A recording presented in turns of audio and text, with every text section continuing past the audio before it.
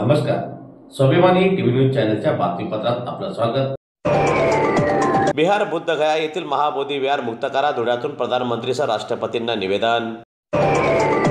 बिहार बुद्धगया येथील महाबोधी विहाराच्या व्यवस्थापनाविरोधात देशभरातून विविध संघटनांतर्फे आक्रोश व्यक्त होताना दिसून येत आहे।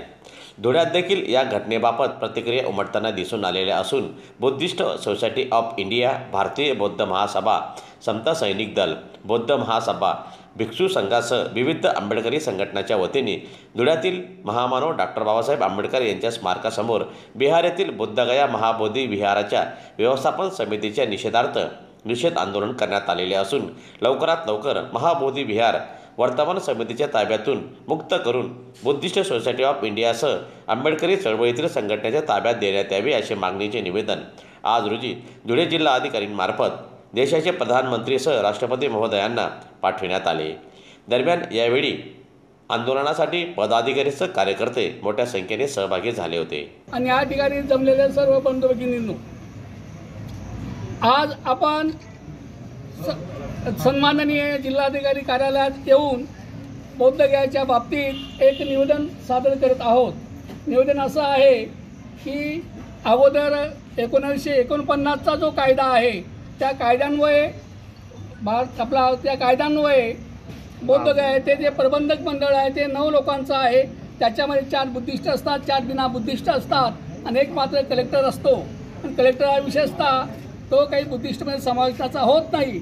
आणि अशा प्रकारे त्या ठिकाणी 5 लोक वेगळ्या ठिकाणी असतात, 4 लोक वेगळ्या ठिकाणी असतात आणि मग सर्व कारभार इतर बुद्धिस्ट लोकांकडे असतो।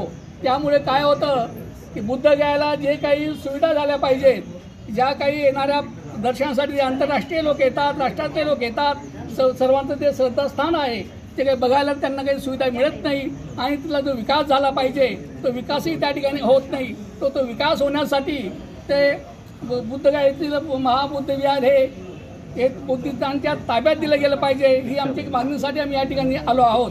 त्याचप्रमाणे नागपूर येथील दीक्षाभूमी या ठिकाणी जे प्रबंधक आहेत, वास्तविक ती जागा बोधिसत्व डॉक्टर बाबासाहेब आंबेडकरांना दिलेली होती, परंतु तिथल्या काही समितीने जागा वेगळ्या लोकांना दिल्यामुळे घोळ असा झालेला आहे की त्या वर्चस्व त्यांचं आहे। तर त्या ठिकाणी देखील ती जागा बुद्धिस्ट सोसायटी ऑफ इंडियाच्या ताब्यात देण्यात यावी।